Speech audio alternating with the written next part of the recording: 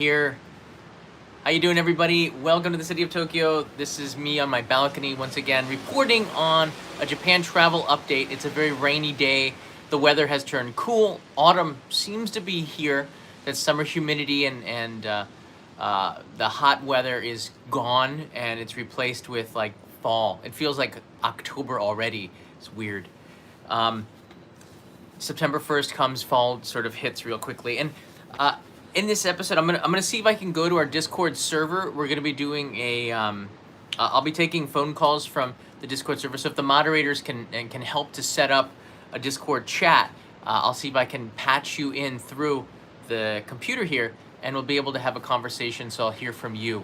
The Discord server link is discord.gg/onlyinjapan.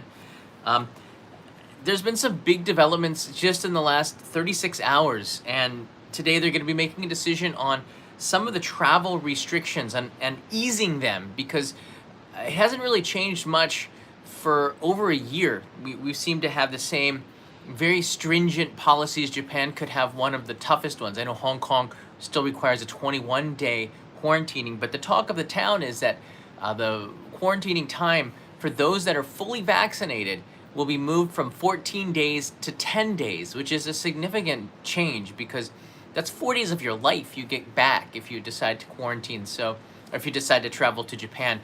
This is for people that are Japanese residents and citizens, and also for anybody who's coming into Japan from the outside somehow. You have to quarantine for 14 days. This is set to change, and this is good news for Kanai and I, because we are considering to travel to the United States this winter to go and see family, which we haven't done in a very long time. And over this live stream, I'll take some of your questions and also get into more detail about some of the information that has been coming in today about travel changes. And this gives a good indication on what travel is going to look like in the next, I don't know, few months. Because once Japan sets a course and creates rules, they don't get changed right away. There has to be a lot of debate again. So it seems like September is going to set the course for the next few months. So you might want to have your ears to the news in Japan for this if you're considering traveling to Japan. I'll be posting as many updates as I can on Twitter. My Only in Japan TV is my handle name on Twitter, and when I get news, I usually post it there and on the Discord server's coronavirus update area, where residents living here are also adding to it, so you have a better idea what's happening here on the ground. The news came in on the Olympics and the Paralympics. So the Paralympics had 323 people infected, and the Olympics around 500. So the total for the Olympics and Paralympics of infected people were 878 since July 1st. So that was the damage done from the Olympics. Not as bad as I thought it was going to be. So I have to say, if that was one of the successes of the Olympics, I guess it was. I don't know. Because of the bubble, we as residents didn't really feel it, and I made an episode on the main channel, edited, about my experience covering the Olympics and being a resident of Tokyo during it. Check it out if you haven't already. It's a pretty interesting episode of life in Tokyo during the Olympic Games and the things that we could see and do, which wasn't much, but I still had fun somehow.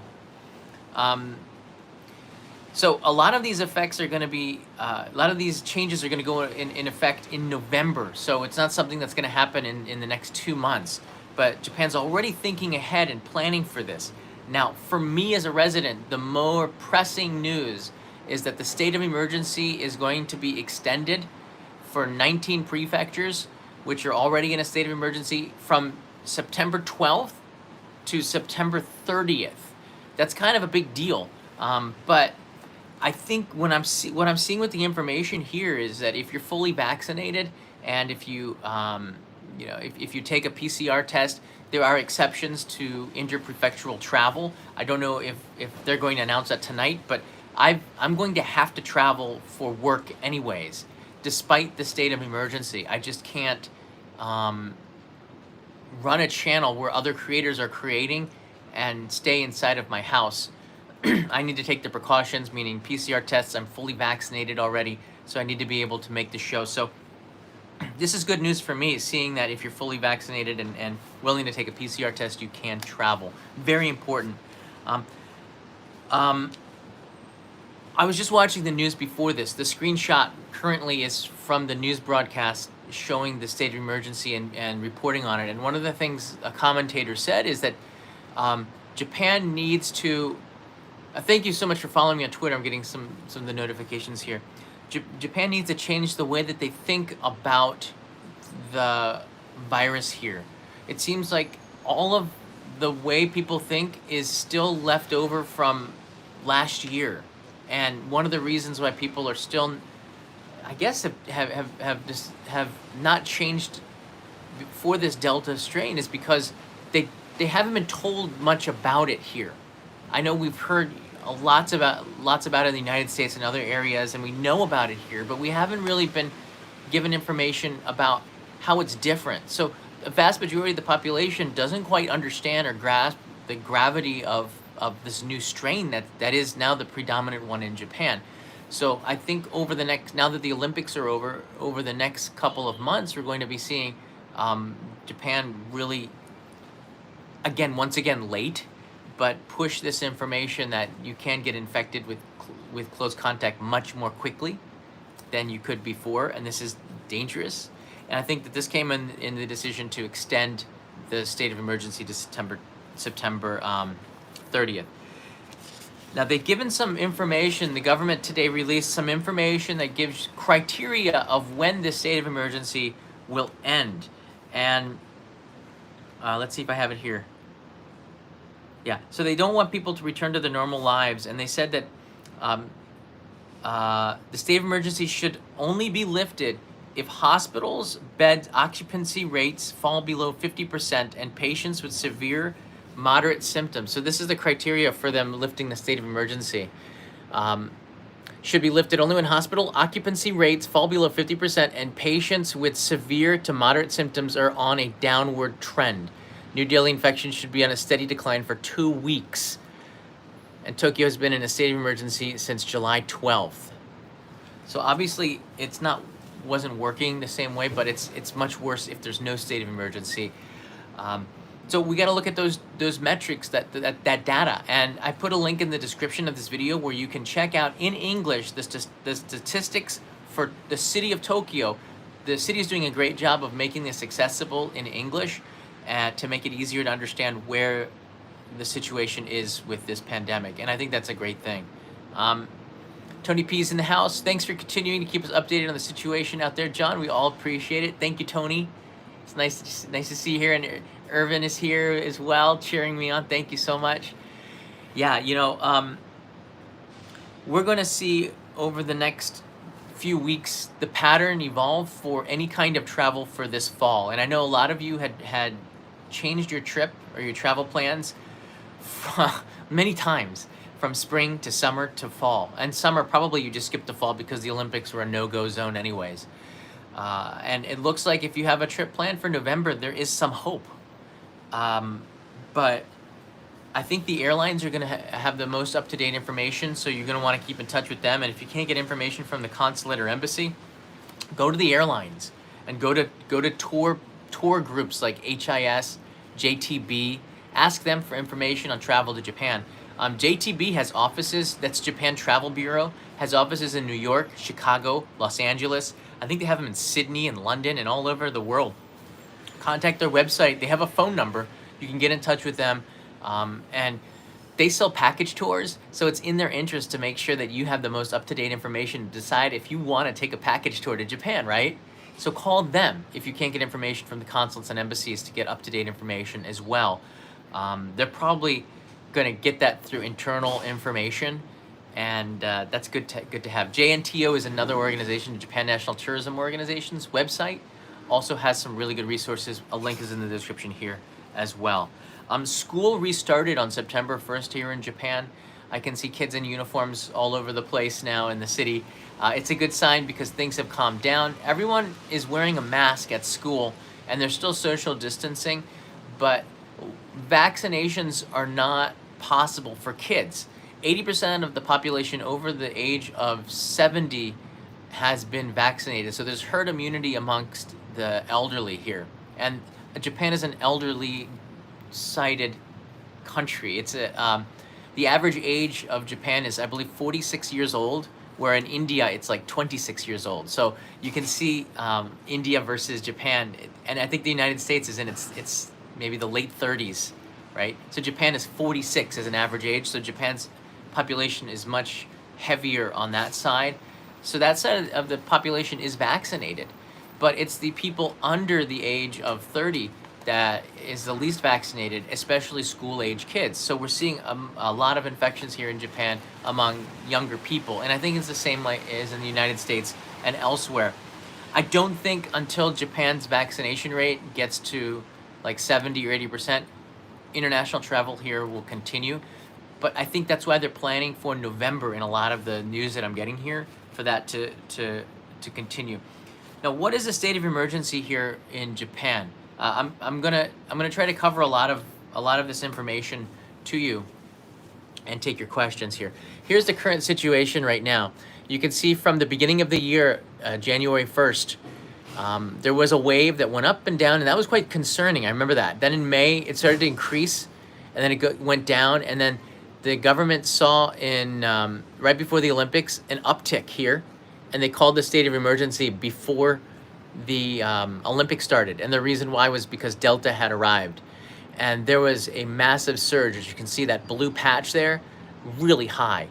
That peaked at around the time that the Olympics ended, and it started to go down as the Olympics was ending. And through the Paralympics, the numbers were going down, and it's getting down to where it was the worst part of the beginning of this year. And you can see the daily cases in Japan. This is Tokyo. So that's almost 6,000 a day at its max in the city of Tokyo, and in the country of Japan, there was 25,000 at that time. So Tokyo was certainly the leader in urban areas of the infections, and it's starting to come down. So this is a very promising thing to see this. So I want you to understand this current situation in Japan. So just you see that the fourth wave is what they're calling it, is starting to go down. So that's really good news. If the numbers can get down and the populations can get vaccinated, we're going to see more easing of visa procedures and countries being able to return to Japan. I started off talking about the restrictions. Which newspaper article do I have here? Nikkei Asia is reporting that Japan, let me see if I can get this up here. I like doing it analog here. Japan is to cut the quarantine to 10 days for vaccinated travelers. So that comes from Nikkei Asia. And this is a really good thing. It reduces the isolation period for those that receive vaccinations accepted for use in Japan. This is information that you need to know. So if you've had the J&J vaccine, it looks like you probably should get a booster shot if you're thinking about international travel anyways, because Japan doesn't recognize Johnson & Johnson. They recognize these three shots only: Moderna, Pfizer, and AstraZeneca. These three vaccines, according to Nikkei Asia. So if you want reduced isolation period, you're going to need to have had one of these three vaccines. So yeah, that's going to be really tough for Indian people in India who did not receive any of these three shots. They have a domestic version, and people in China have had a domestic version, as well as in Russia, where Sputnik was the version there. So it doesn't look like if you've been taking vaccines from other makers not recognized in Japan, that you'll be able to take advantage of this. This is just an idea of where Japan is going. Currently, Japan is refusing new entry by foreigners in principle due to the pandemic. For the time being, the easing of quarantine measures would likely be applied to only Japanese citizens and foreign residents who already had visas for staying in Japan. I'm saying this because if this is going to be unveiled to people like me who are residents and my wife who's a citizen, it's going to eventually be rolled out to all travelers. So this is the direction that Japan is heading. The change will be included in a set of measures due out on Thursday, which is today, that are designed to ease the restrictions as Japan's inoculation campaign makes headway. Japan ran out of supply. It's just putting it frankly, they ran out of supply. They didn't have enough Pfizer, and they didn't have enough Moderna. And the Moderna that they had, there were some tainted vials of it that led to some deaths here. There was one as recently as, I think, last week. Somebody died from tainted Moderna vaccine. So they had to get rid of that as well. So the vaccinations are quite slow going right now, but they're apparently coming in with new supply this month to push ahead with the vaccination. It's hard to get to herd immunity at the moment, especially outside of the city of Tokyo and urban areas. They haven't had a lot of supply. Moderna was being issued at mass vaccination sites run by the Japan Self-Defense Force and at corporations, which was vaccinating mass amounts of employees. And Pfizer was given out more at private clinics and hospitals and smaller municipalities around Japan. So the majority of people were receiving the Pfizer. My wife and I also received 2 shots of the Pfizer. Our second shot was last month, so we're fully vaccinated. But that rollout has been quite slow because there's not enough supply for everybody. And we, according to the data that we have, by the end of October, beginning of November, we'll have reached herd immunity. So the vaccination campaign, now that the Olympics are over, it can go ahead as planned, which is good news. And once that happens, I believe they're going to open up the country more to new travelers. But Japan is always going to lean to the side of safety and less risk. Okay, when I go to America right now, if I were to go to the United States, I would not need to quarantine at all. Apparently, you can just go and meet your family, and Kanai and I probably would stay in a hotel for a couple of days and take a PCR test before we went to go meet our family, I think, just to be extra safe. But apparently you don't need to quarantine. So it's interesting that fully vaccinated people coming to Japan need to quarantine. But then again, they're going to always err, and this is going to frustrate a lot of people. They're always going to err on the side of reducing risk and complete and utter safety, even if it's detrimental to like the economy and to families. It's about being extremely safe, and I don't think that there's a lot of leadership in this. I could tell you a couple of stories here. One of them is I was asked to travel to another prefecture which does not have a state of emergency. This was about a month ago, and I was supposed to go there sometime in October, but because of the state of emergency, they don't have a plan B, which makes me think that there's a lack of leadership in government everywhere right now on what to do with certain situations. They haven't thought things through, and it is quite concerning. And I think that what's happening today within the government, where they're deciding these tough issues, is going to lead the way for the smaller municipalities, and it's led to a lot of chaos for me as somebody who works in the travel industry, traveling a lot because it's part of my job. I get mixed signals, and the mixed signals have caused a lot of chaos and misunderstanding, and I'll explain some of that in a second here. I'm logging in now to Discord. See if I can get some of you on the phone here, which is pretty cool. Yeah.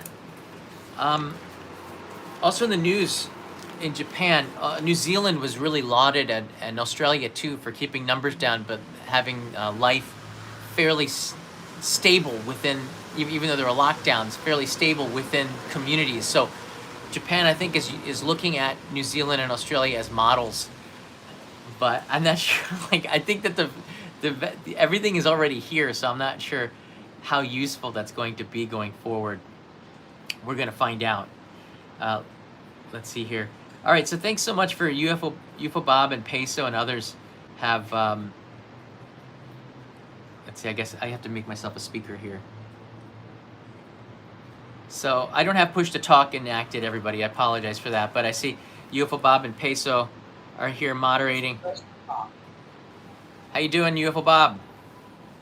Hey, John. Good to see you or hear you. Yeah. So we're still live here. So if you are listening and you do come up as a speaker, Please turn off the YouTube sound and only listen to the Discord sound. Once again, the voices that you hear are coming from Discord, which is a platform that we have where we can talk with the whole community. We have about 14,000 people in there currently.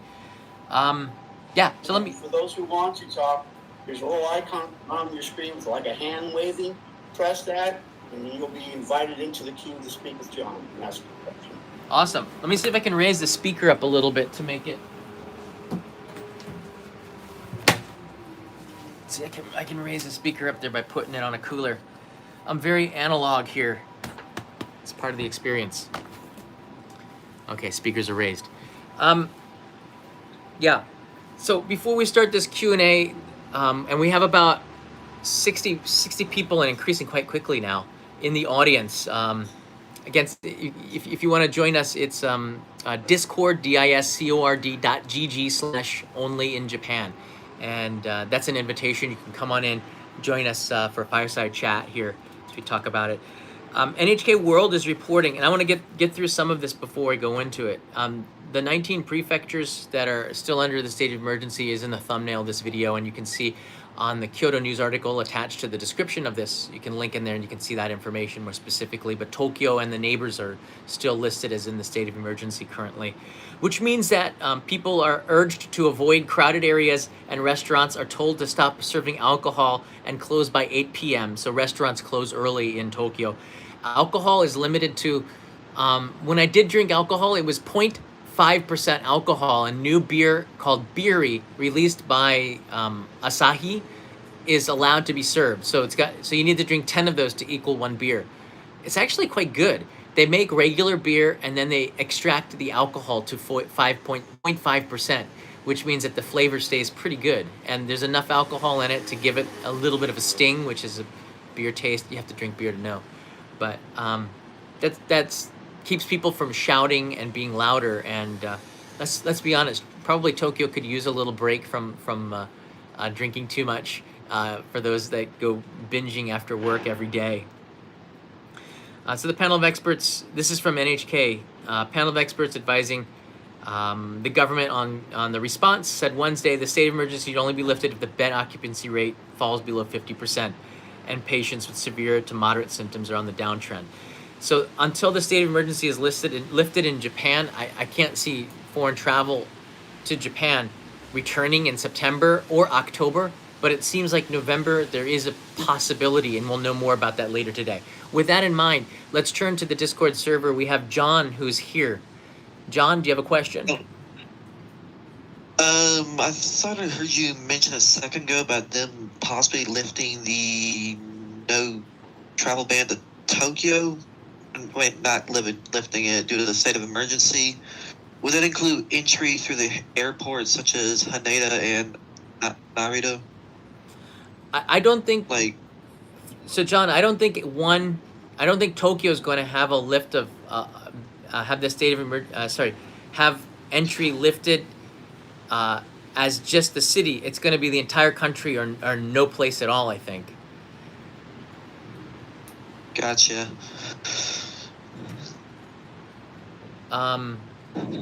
What was the other part of the question? Well, if they, you just, I think you answered it. My question, them not lifting it at all. I think they answered my question. The travel ban is still in place, and I don't think they're going to come up with a decision. Maybe they do today. I'm not sure. I think they're discussing it right now. But if a travel restriction is lifted, we will probably hear in September about when that will be. I think they're still looking at the bed occupancy rate is still quite high right now in the cities of Tokyo and Osaka. And it seems like there's a lot of people that are still quite seriously ill that caught it during the Olympics. They're still on respirators and in beds, but the numbers are going down, which is very promising. So they might not announce the end of a travel ban today, but it does look like they're thinking about it, and that's a really positive sign. And I think I said earlier, if you're following me on Twitter, I'm going to be posting quite often about updates as they come in, especially in the next couple of weeks. Yeah, thank you for answering it. You're welcome. All right, we have, and John didn't seem too happy about that. Chan, how you doing? Are you still in the trunk? Um, yeah. I'm kind of like that cat with the radioactive vial. I'm halfway in and halfway out. Oh, okay, that's sort of good. It's half good. So one step further from travel restrictions lifting, during the Olympics, people were nervous about foreign travellers coming and bringing COVID into Japan. What's your gut feel about that same sort of sentiment happening once travel restrictions are lifted? So are you talking about the state of emergency or travel restrictions here? Well, I'm looking at post-travel restrictions being lifted. So once the state of emergency is lifted and there's some sort of travel again, get back into Japan, do you think that people generally in Japan will be welcoming of tourists or travellers, or do you think there may be a little bit of hesitancy there and people may not be so happy to have people coming over, potentially bringing in different strains of COVID? Right. That's a great question. So Chan is asking, if you didn't hear clearly, will Japanese be welcoming of tourists when the restrictions have ended? And I think there's two Japans here we have to think about. One is the tourism industry. You will be welcomed with open arms if you came back today, all right? I've already been out, even in the worst of the pandemic, when I wasn't, where ordinary people weren't allowed to travel, but I was invited and could travel. I went to Kanazawa at the height of the first state of emergency. I was welcomed everywhere. That was not an issue. People in the travel industry are hurting really badly, and when they see non-Japanese faces in places where it's mostly Japanese, they get really happy. I don't think that's going to be an issue at all. I think you're going to be very much welcome, especially if you're trying your best to comply to the rules. And I have a very strong feeling that Japan's rules are going to be a lot more stringent than in the United States. Like in the U.S., we have a political issue which about wearing masks or not wearing masks. I think Japan is going to be a mask country. It's a mask country even when it's, not a mask country because of a pandemic. We wear masks in the winter just to reduce infection rates of influenza in crowded areas. So we're quite used to wearing it. So a lot of places require masks. And I was talking with concierges from Japan, and I'm going to be giving a speech to an association next week of concierges around the country about some of the issues that are happening with travelers. And one of them is if you're fully vaccinated, a lot of people don't feel they need to wear masks. In Japan, there are rules, and you have to follow the rules even if you don't agree with them. And indoors at certain private places, like at hotels, you have to wear a mask in designated areas, or else things get dicey a little bit. It's weird. So I do think if you're following the rules and you're here, you're going to be so welcome when you come to Japan within the tourism industry. Now, everyday citizens, that's another issue. I'm a foreign resident of Japan. A lot of people don't know me when I walk around. Some of them could think I'm a tourist or something. I don't know. I have not had any problems with me, myself, going out there and traveling. When I was invited to leave the city of Tokyo and go out to small towns, I did not have a problem with people being welcoming or having dirty looks or things like this.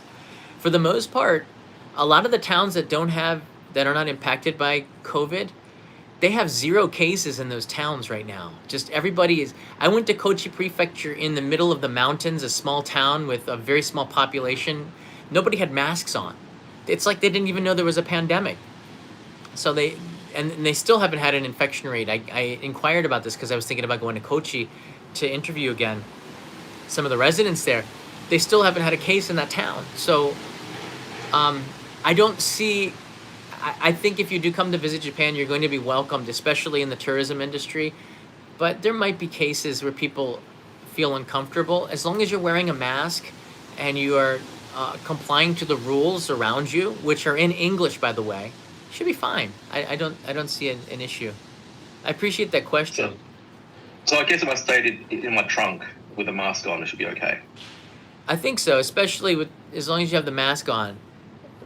You might have to. I don't know how you're going to get here in the trunk, but I guess you could send the trunk. I'm not sure. I haven't really inquired what kind of trunk. Got a lot of questions for you, Chan. A lot of questions. Thanks for the question. We'll ask more later. Absolutely. Belgrade's in the house. How you doing, Belgrade? What? I'm doing well, man. How about you? I'm doing all right. It's raining. Can't do what I want to do today, but this is gonna be okay I'm in too. Seattle, bro. I know that feeling. So hope you don't mind me asking two.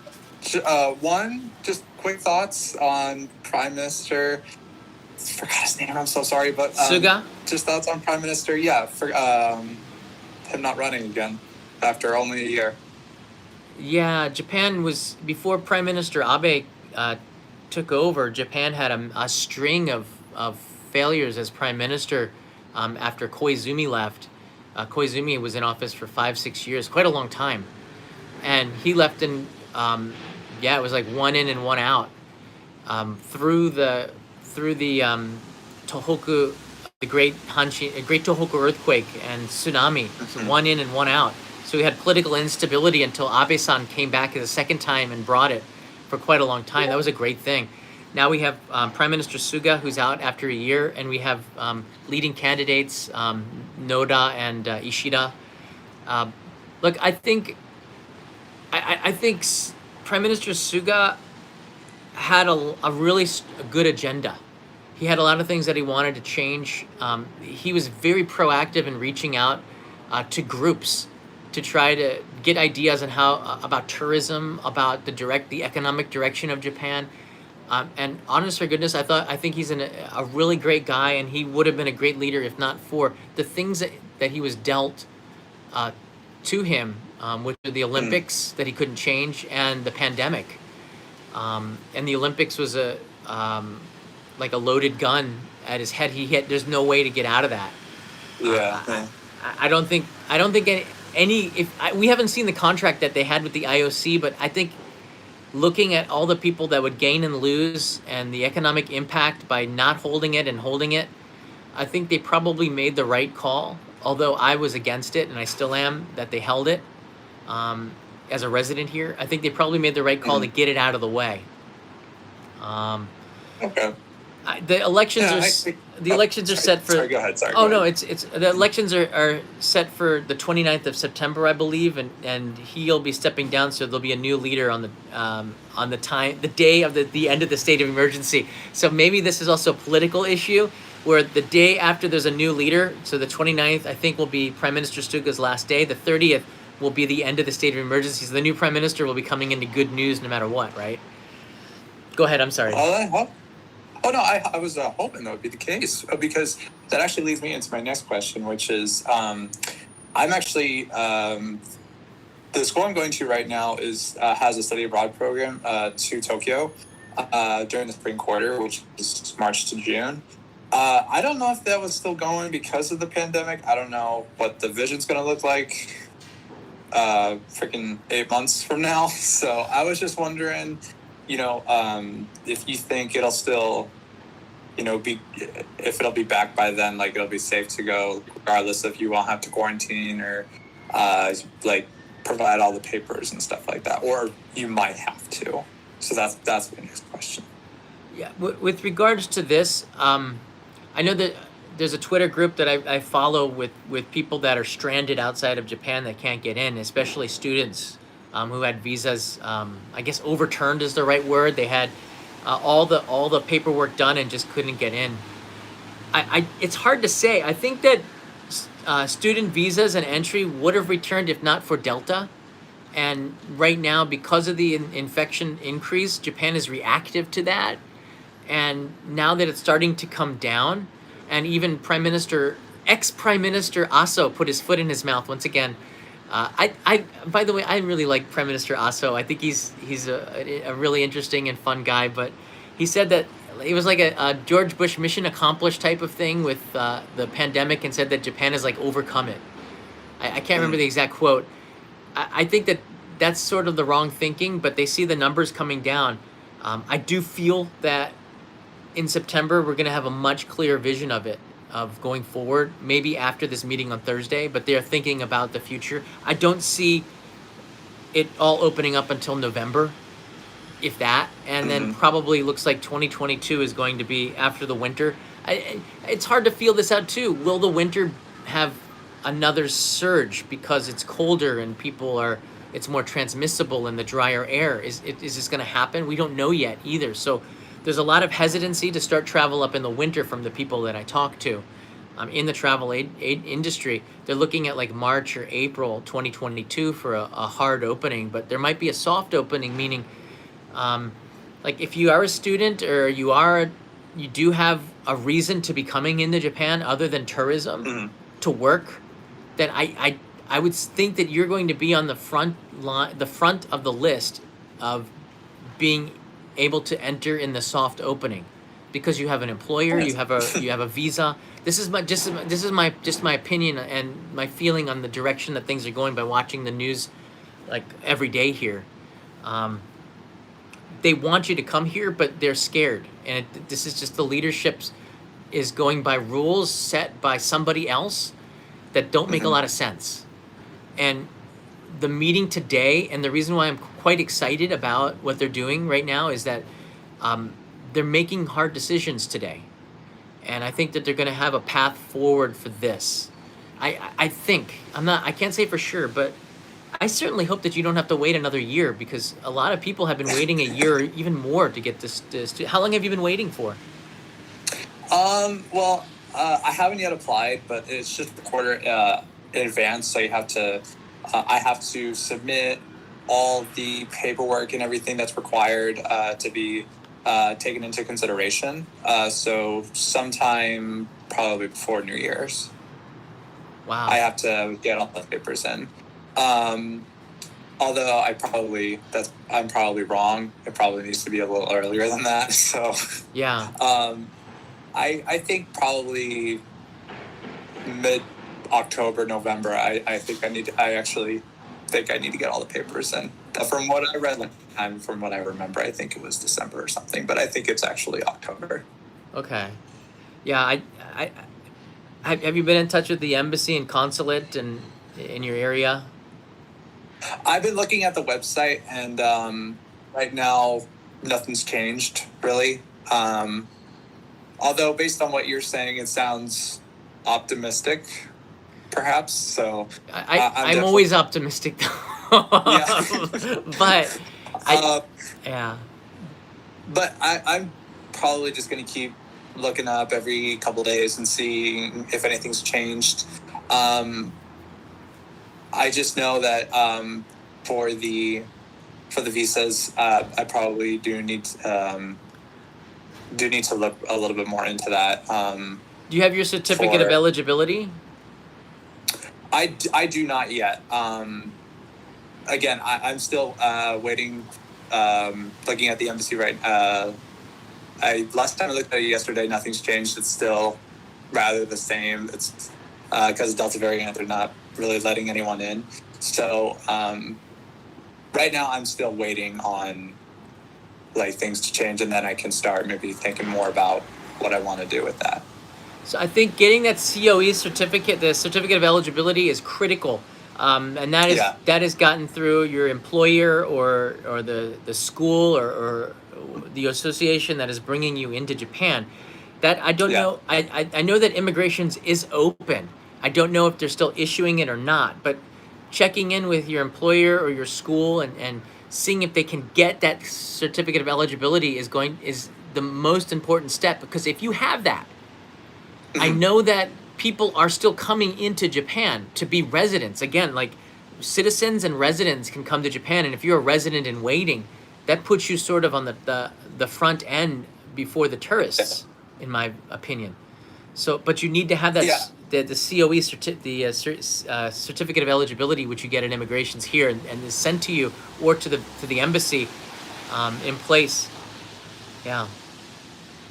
I'm calling the school tomorrow to see what I need to do about that specifically. But I think I can, as long as I understand the papers and everything, or as the instructions, I think I can probably get that submitted soon. Yeah, if you can get the COE, then you have a much stronger, and with all the other documents, you have a very strong case to be at the front of the line. And the day that they do open it, you have everything ready to get that application in and get that the eligibility to enter. But the COE certificate, yeah, I would make sure your employer is on that and keep in touch with them for that. Thanks so much for talking about that. I know a lot of you also watching have that on your minds. Michio, how can I help you today? Hi, how are you? Can you hear me okay? Yeah, I think so. Can you hear Michio? I'm talking to the viewers out there. I think so. Yeah, I can hear. Okay. I want to speak up a little bit on your mic. You're a bit low. Okay, go ahead, Michio. Okay. I guess, well, it keeps dropping the push to talk here, but my question is in regards to, we want to move to Japan, me and my wife, for at least a couple years. Not saying long-term more than that necessarily, but possibly.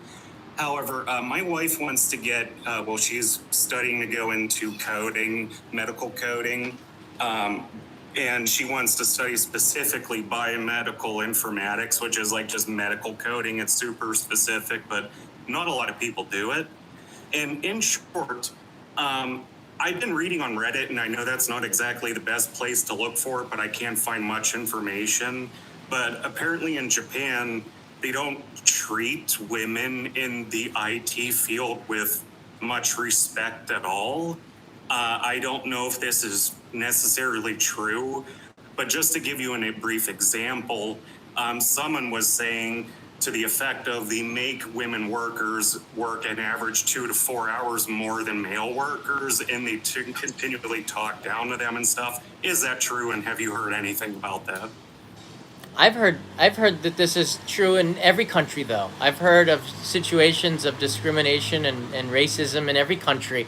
Japan is a little bit on the slower end of equality in terms of it really does depend on where you work, how you work. I know a lot of friends that work. I get a lot of friends that work at Google. They love it there.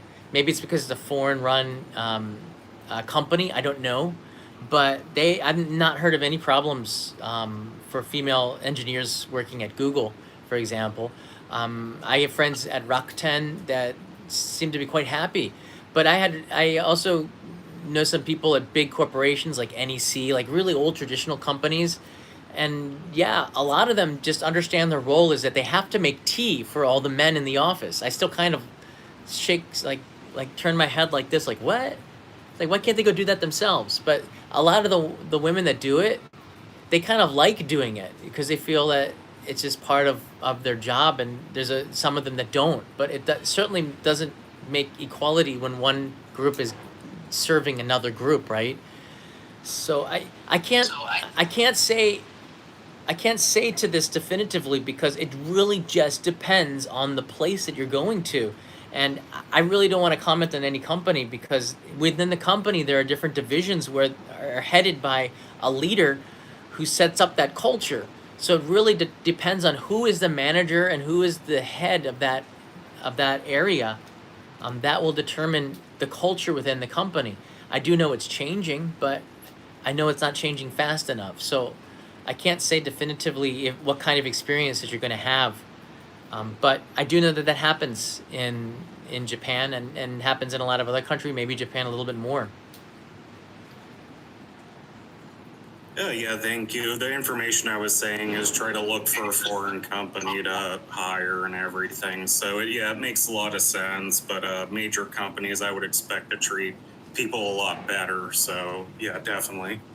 I agree with you with that as well. I know that foreign companies are much for people that are looking for a more equal stage for careers. Foreign companies are way more popular here in Japan than Japanese companies, but Japanese companies understand that they need to have the best talent too, and so I think the culture is changing as a result of the need for more talent, and that requires making sure that you give women the same opportunity as men, and treating them the same way so they can step up too. Because without having that I've already seen Japan's tech industries and a lot of industries lose out to other people because of lack of competition. It's not a man's world anymore, and Japan is waking up to it, just a little bit slower, but they are waking up to it. So that's, again, like, it's promising, but a lot of it is generational. We started with the Reiwa era just 3 years ago, and I've already seen massive changes to Japan as a result of the emperor stepping down and a new era. It's supposed to be quote science, but it's very significant that we call it the Reiwa era. It's an era of modern, like a modern era now, where we put the past behind, and that thinking has to die, and we have a new thinking. And I think we do have new thinking, and it's just a case of the leaders that are from the Heisei period to step down and let younger people come in, and we're going to see that happen, but it's going to take some time. Japan it doesn't move very quickly. It's sort of, well, you'll bang your head on the wall and hurt yourself a lot if you get frustrated with the pace of speed here. They still had fax machines. People were faxing in comments to NHK for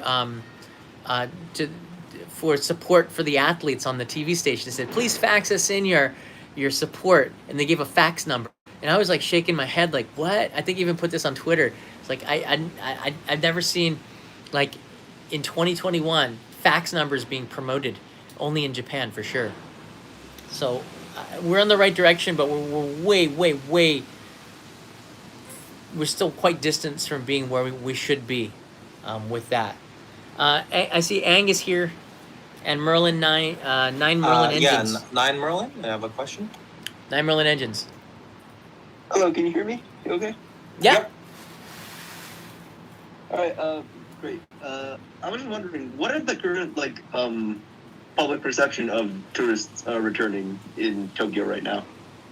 Like, how do the citizens of Tokyo feel about tourists returning? Do they want tourists to return, or are they against it, or how do they feel? So I'll reiterate what I said a little bit earlier. I think it was the first question. There's if we look at two types of people in Japan. There's the tourism industry, which is quite large and been increasing. They can't wait for you to come back. They're so excited. Sega World wants you to come back. All the businesses that have been going out of business want you to come back, especially in the city of Tokyo. And then there's the average everyday citizen that is quite worried with what more tourism is going to bring in.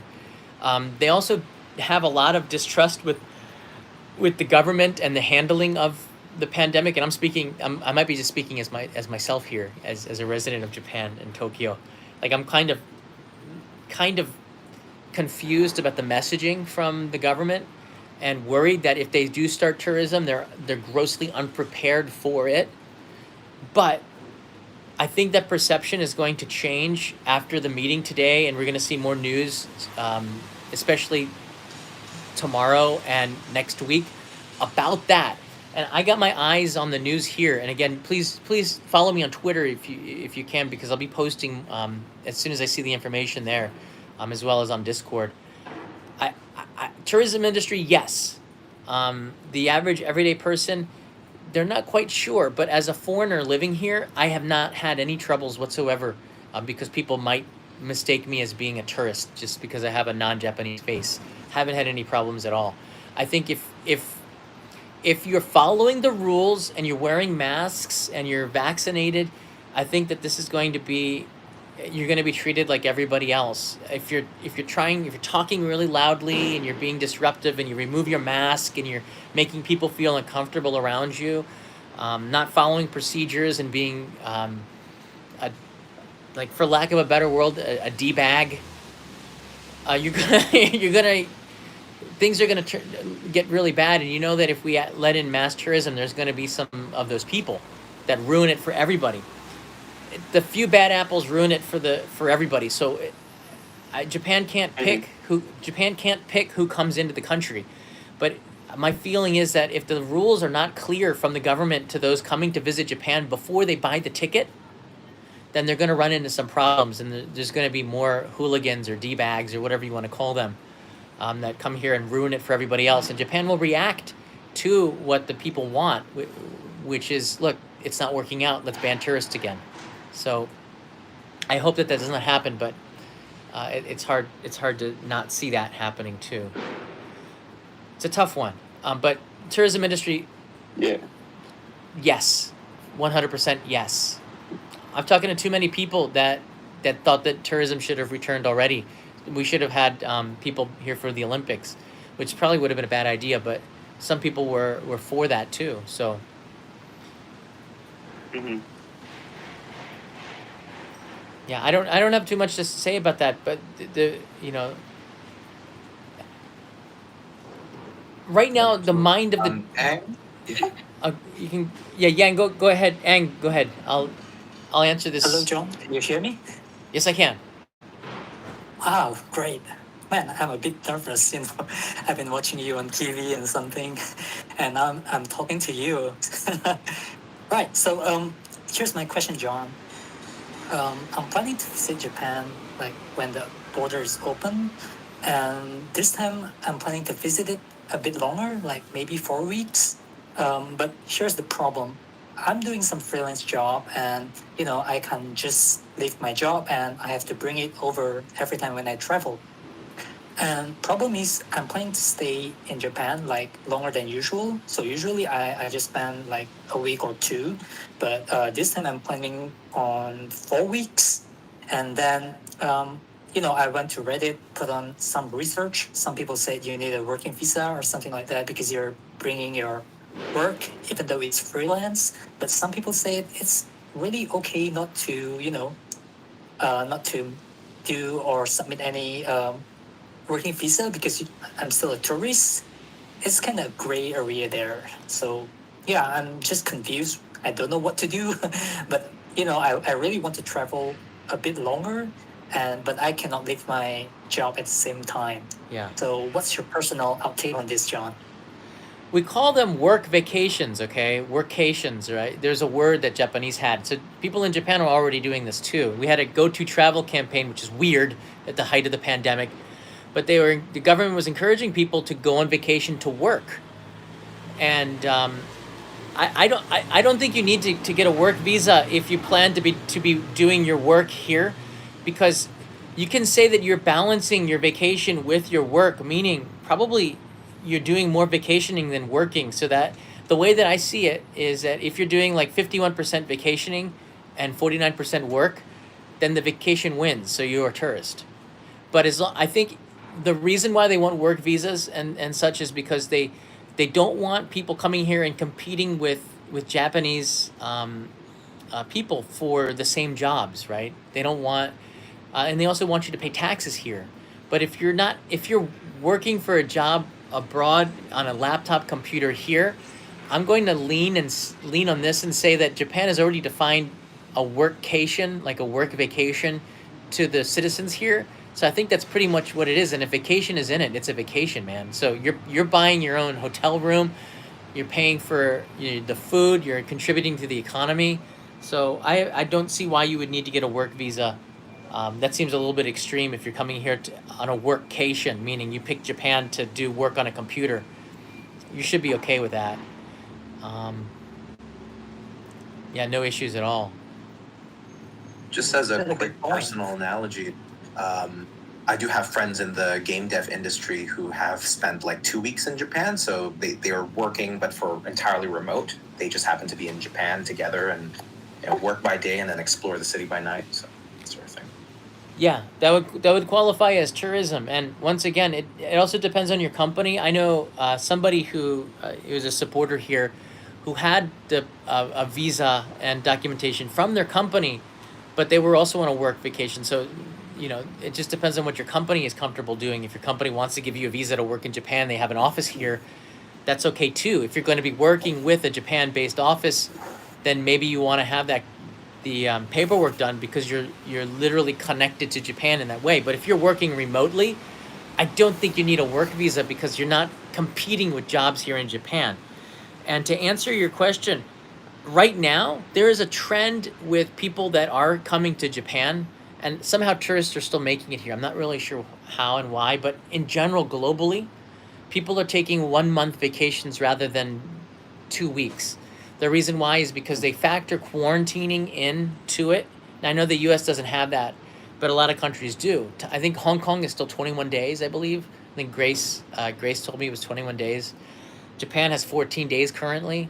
So people are incorporating 14 days in your hotel room as part of your trip. So if that's the case, people will stay for 28 days. So it seems to be quite normal now for longer vacations. And I know when I leave, I'm probably going to take a 1 month vacation too, because I've just been stuck in this bubble for way too long to just be satisfied with 2 weeks.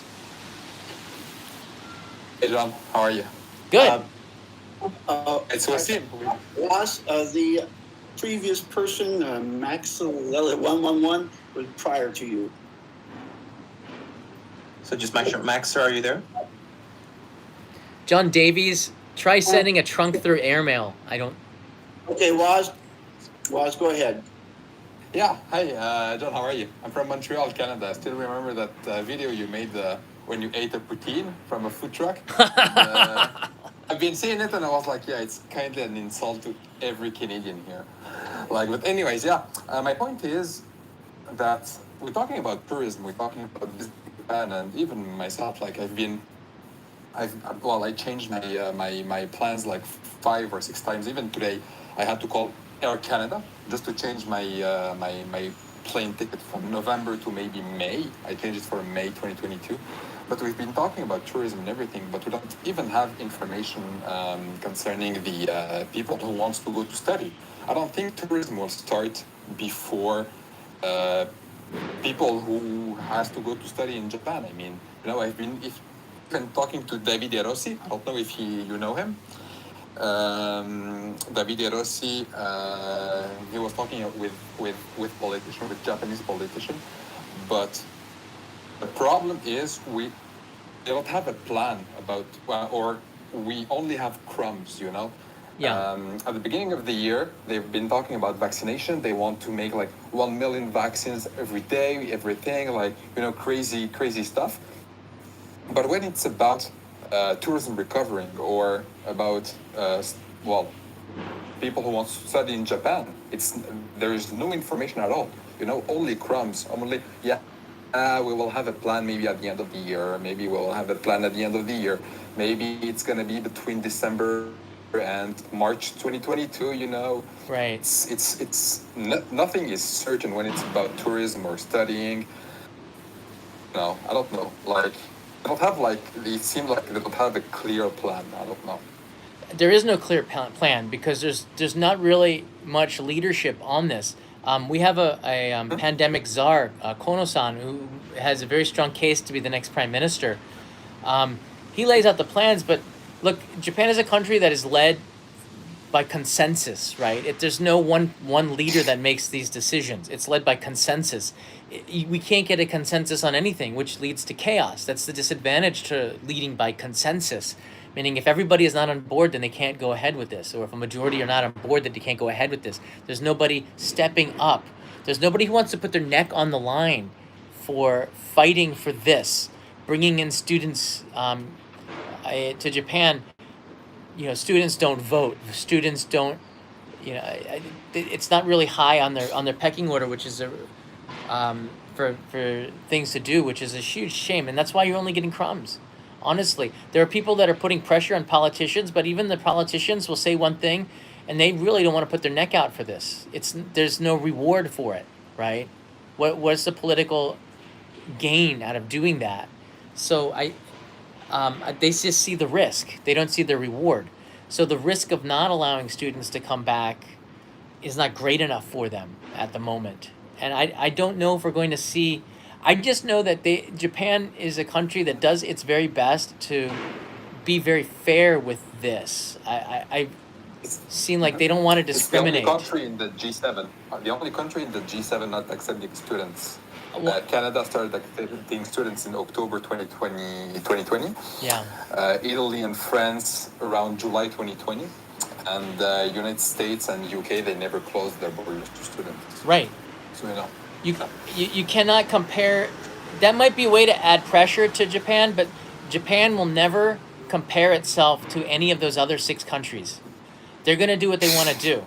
And the more that the media and everybody pressures them, the more they'll actually close down, because arguing it doesn't help in the Japanese way. They don't compare themselves to the other countries. There's some people who do, but that's a non-starter for them. They don't care about what the other G7 people are doing. They care about what the people in Japan feel is the right thing to do. Because the elections are soon. Yeah, and also because of the Olympics, they did what they had to because of a contract, I believe, and they just wanted to get it out of the way so they could get back to the issues that the people wanted to do. It was just this huge thing. That's an anomaly, but for the most part, my experience here living in Japan is that they try to make it very fair, and I don't see tourism returning before students. I do think that if you have, do you have all your paperwork? No, I will come as a tourist. I'm not. I'm see. just talking about the students because it seems like it's more logical. Like you can't accept tourists before students. It's impossible. It would be that would be a huge. That would make a lot of people upset, including me. Exactly. Absolutely. I'm a tourist, but I think about other people. I'm just thinking like logically. Yeah, tourism industry, because of the lack of it, there's a huge lobby to get the tourists back. But my thinking is that if you're going to be a student, if you're going to be a worker here, and you have your COE, Certificate of Eligibility, that means you're a resident in waiting. And that means you should have the same rights as citizens and residents, and you should be able to come to Japan. But it's going to be up to you to make that point. And if you can't get your COE, then complaining to the embassy and complaining to online and to politicians isn't going to help. It all starts with having that COE and your employer getting that for you. So if your employer or your school can't get you the proper certification, you can't even start to make the issue that you're on the same level as a resident. But I think resident in waiting is the designation for that, and you should get if you have a visa to come here to work, you should be afforded the same rights as a resident or a citizen should be, because you're going to be contributing to the economy in the same way, and that's different than tourism. So I agree with you. We need to, I think people need to think about it in that way. Gary Chan writes in here, Green Teat time, worst vending machine video you've made. Thank you. I've made some bad vending machine episodes apparently. I even saw the news about like there is a DJ reunion happening, or I don't know, something like that in Japan, and it's starting to become like a scandal because they're accepting DJs before accepting like students, and like politicians are starting to talk about it, and they even asked some politician about it, and politicians were like, okay, we don't want to answer this question. Even 2 days ago, I think they asked the politician this question: why are you accepting DJs before students for an event in Osaka? And the politician was like, I don't know, I can't answer the question.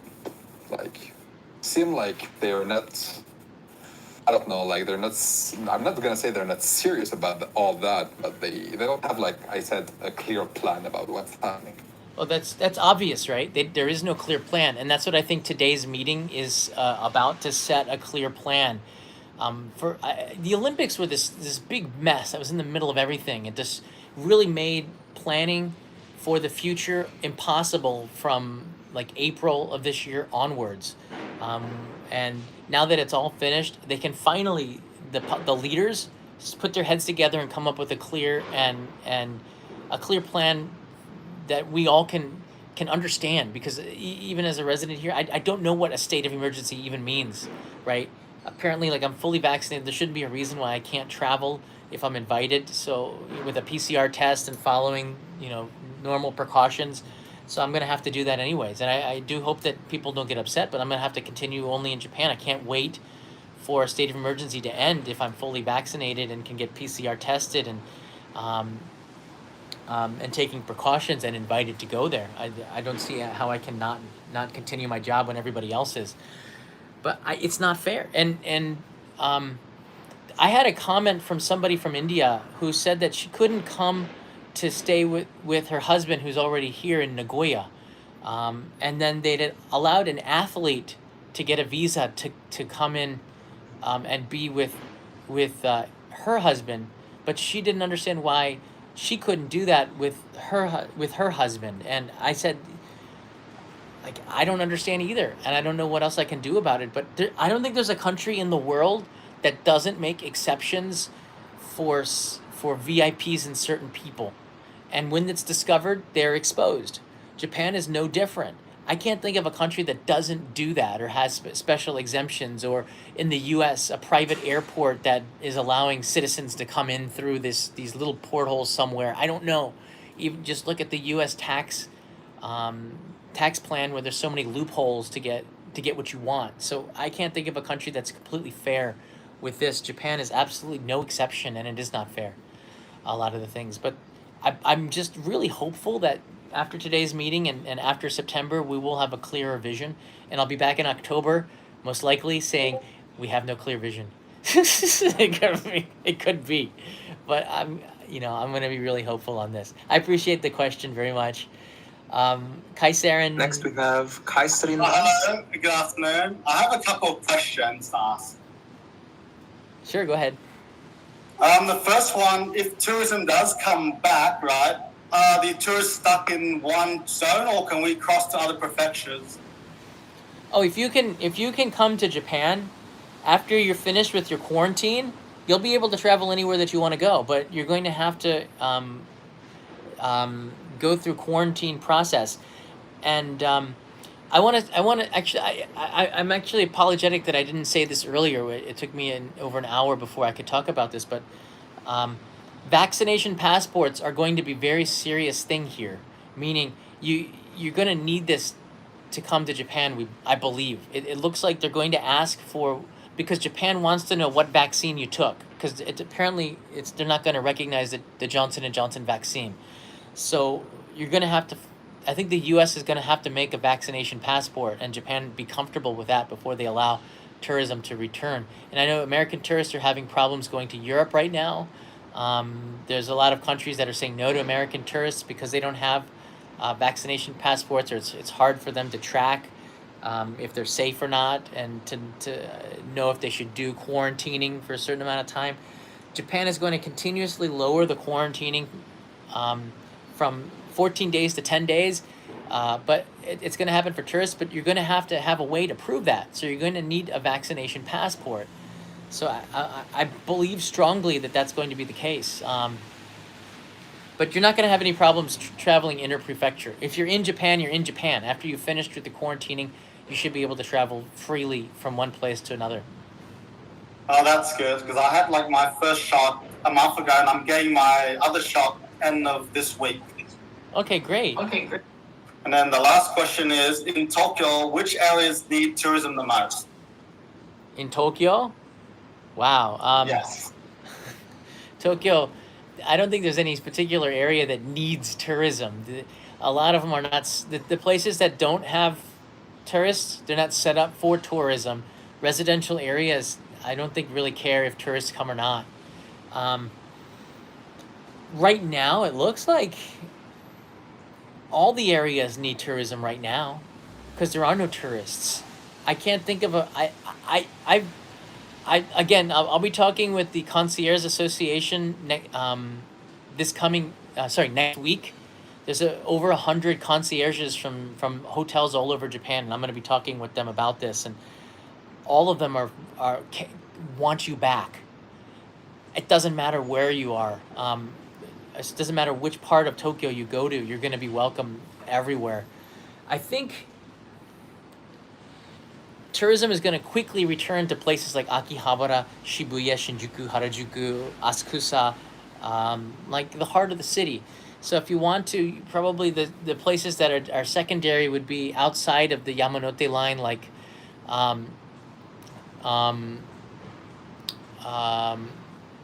what is it? Ryogoku, which is where the sumo wrestling is. There's a lot of hotels and tourism infrastructure was built up at Ryogoku, but that might be a place where you might want to book. It's a little bit cheaper there. Shitamachi up in the north, Taitoku, places north of Akihabara, Ueno probably would be secondary. So you might want to consider booking there if you're thinking about it. But Tokyo will be fine. My feeling is more like places in the countryside, like Fukushima, Tohoku, Aomori, Yamagata, Iwate, Akita. These places, Miyagi, these places really do need more tourists. Shikoku needs tourism. Kochi Prefecture is quite far away from Tokyo, and to get any tourists there is a lot harder because they're not on the Shinkansen network. But Kochi Prefecture is stacked, and I really love that place, and we'll be making more trips down there, including renting a car from Kansai Airport and driving to Kochi, which is going to be a lot of fun sometime in October or November. So that's my feeling on it. But for Tokyo, they right now everywhere. I got time for maybe one or two more questions. I've been going at this for 70 minutes now, and I gotta make sure that the family... I do have a question, if you don't mind. Oh, sure, go ahead, Jerry. Hi. So I am coming in a little bit different aspect here. I am actually a journalist, and I am working for Sony Pictures, and I already got my COE. And the reason why I wanted to ask you this question is because you had said someone that has a COE has a better chance of coming in. So I'm just kind of waiting as well. I'm in standby like everyone else, but I just wanted to get your intake on that. When the borders open, is the chance of going to Japan with a COE pretty straightforward? Is it still a little bit more challenging? I think it's pretty straightforward. The procedures that they use for the Olympics, in the last edited video that I uploaded to the main channel, Amanda, who is a journalist for NBC, kind of described what she had to go through, the process she had to go through in order to enter into Japan. And a lot of people that have returned to Japan have also said what the process was to go through, which included staying in having a PCR test and going through, I think there was up to 12 different steps that they had to do upon arrival, including not being able to take public transportation to get to your hotel. If you have a COE certificate, I cannot, I'm not in immigration, so I can't definitively say, if it makes it easy or not. But it seems to me, the case for you to come into Japan is extremely strong because you are a resident in waiting. With you coming to work in here, you're a resident in waiting, and I think you should phrase it like that. If you do talk with the embassy or the consulate or people in power, a lot of it has to do with the company on the Japan side. But if you have your COE, I honestly don't see how they can continuously keep you out of the country after this meeting on Thursday when they start to plan ahead. How can they keep people who are registered and waiting to become residents of Japan out of the country? It doesn't make a lot of sense to me. So right, because I already applied as I was trying to call the consulate from Los Angeles because I'm from LA, and every time I call them, they keep saying that, hey, even if you sign something now, we'll decline it because right now Japan's closed, which makes completely sense. But what I don't understand is that my work in Japan, because obviously I work for Sony Pictures here in Culver City, and they're talking to Sony Pictures in Japan, and they're saying, there's probably another way of getting you out here. Immigration had said, that they have to testify and say how deeply I'm needed in Japan. But even then, I spoke to them again, and they said, yeah, even then, we still can't let you in. So, and it just doesn't make sense because a lot of artists are coming in right now for that big festival. But anyway, that's a whole different story.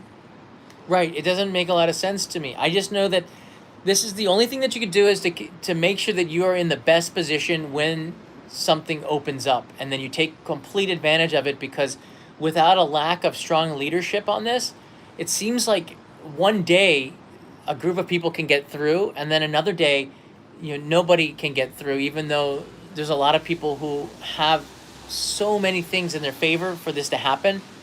I can't understand it. How can a baseball player's wife be able to come here and a doctor's wife not be able to come here? To me, it doesn't make any sense whatsoever when I heard that story. But I think that the best approach would be to have your documentation and just be ready for that as soon as they do announce it. And it just seems like right now they have officially started, which is really sad, today, to start to talk about the procedures that Japan moves forward with. All of these things just hit the wire today. So if it's going to be happening, it's going to happen pretty soon. Right. Well, thank you so much, John. I really appreciate that, and I'm just gonna stand by. I'm out. Yeah, and if you do follow on Twitter, as soon as I hear information on this, I will release it on Twitter and then on the Discord server, and then add it into another update. I just getting a lot of news right now that the vaccine passports are going to be very critical, and even here domestically, we're going to be using that a lot for travel within Japan or in restaurants and stuff. A lot of countries have to show that you've been. It seems like it's very easy to counterfeit too, but you have to show your that you've been fully vaccinated. That seems to be something that they're considering in the meetings today, which is very interesting. Yeah, here's the article from the Japan Times. You can check this out. That came out on the 9th. I wrote Japan Times, so that's my typo here. Japan prioritized domestic trials of Pfizer. Oh, this is a different one. Sorry. I get a bunch of information here, but looks like they're going to be prioritizing people with the vaccine passports, and I can get it pretty easily by going to the prefectural, the ward office or your prefectural office. They're free. If you have 2 vaccinations, they give you a piece of paper saying which maker you received, which maker of the vaccine you received, when you received it, and it's officially stamped by the Japanese government to give that information to officials to allow you to have less quarantine time or entry into certain places. It seems Japan is going that route, and it seems that Kono, who is the czar, is on board with this as well. But the article about this prioritized domestic trials of Pfizer's is quite interesting and it gives you more insight on why Japan started so late with the vaccination. Pretty good article by Japan Times. I guess that's about it. Do you have anybody else? John, we have one question that I'm going to share with you. That's in the fireside text from Durius Felix. And he says, do Japanese want travel bans to be lifted so they can travel overseas and such for work or leisure? And that would be the last question. Like, once again, when you say, does Japanese want the travel bans lifted? The tourism industry is yes, and everyday people are probably no, because they don't understand, and they don't receive any benefits from tourism. Most people are happy to welcome tourists when times are really good, but there's so much uncertainty, and right now the leaders are not giving a direction for the country with this. They're doing that right now, so it's very hard to gauge what the average person feels like, but the average person that is not vaccinated, once they get the vaccine, there's not a lot of supply. The average person sees that we're in a state of emergency, and that means that the situation is critical, but they don't quite understand why. The average person sees that alcohol is banned from restaurants, but they don't quite understand why. So there's a lot of questions, and nobody has really explained to them. No politician explains it in a really easy to understand way. Governor Koike of Tokyo is famous for making things in bite-sized information that people can absorb quite quickly and easily. But Japanese give like PowerPoints, and they get up in front of a whiteboard with a stick, and they show you these points, and it doesn't really get absorbed by people. There's so many points that there's contradiction in them.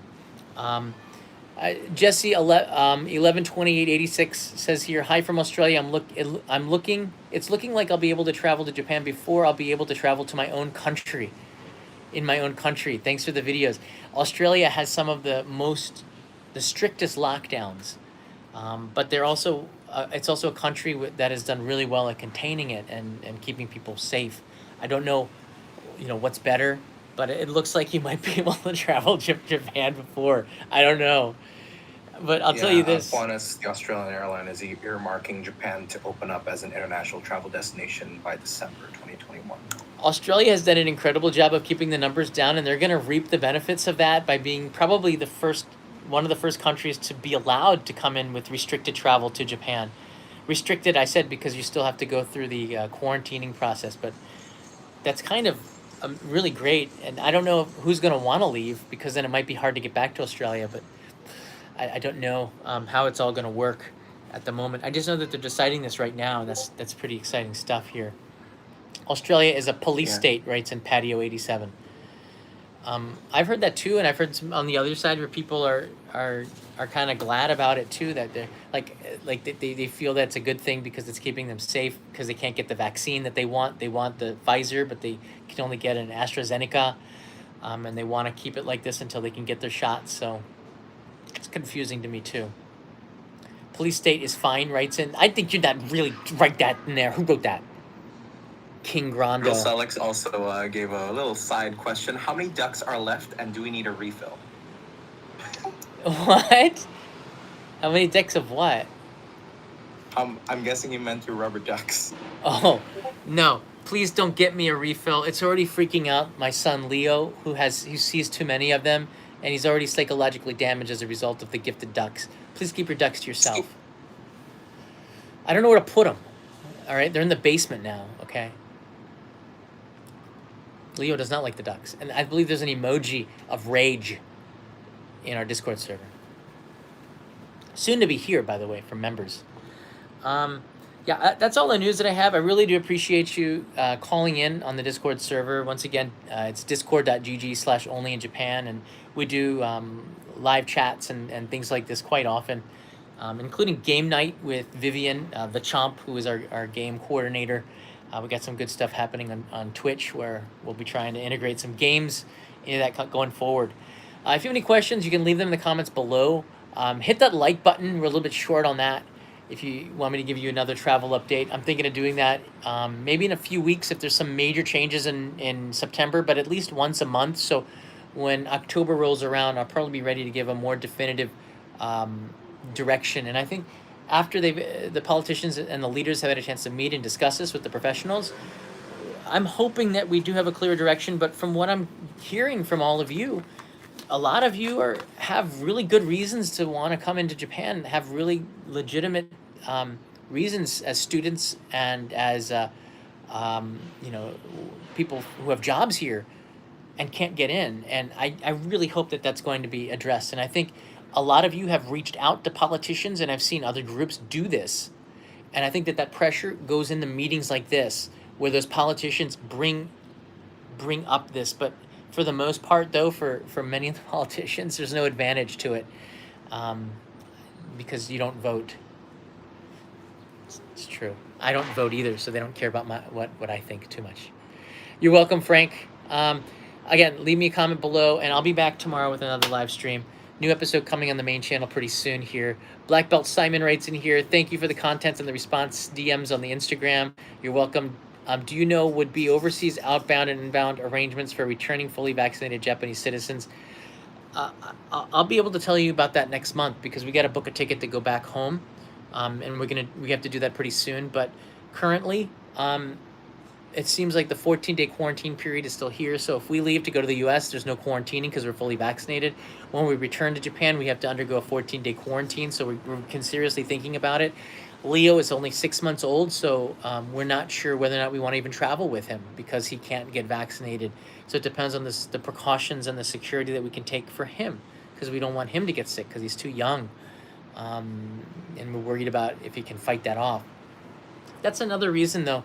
Also, before I leave, I don't really have any excuses why I haven't been able to travel and make content and only in Japan go live streams outside of Tokyo and get access to restaurants. But a lot of it is me because I just don't want to infect my family. And even though we're fully vaccinated, our son is not, and we think about that every day when we go outside to the supermarket too, just because there are a lot of breakthrough infections at the moment. So please be careful and keep that in mind. And I'll be back with more content as soon as possible. There was one more thing I wanted to show you before you go.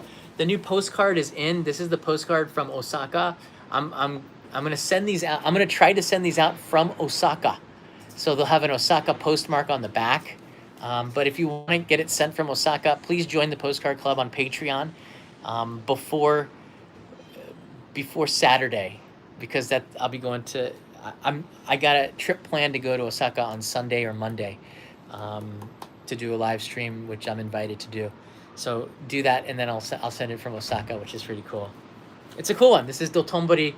Right before the pandemic, I took this with Kevin Riley. We filmed something in December, so it's kind of a Yeah, it was cold. It's the December picture, so it's kind of a neat one. It's look at the sunshine up there. It's a nice postcard. Oh, and the stamps are. You want to see the stamps? Stamps are pretty good this time.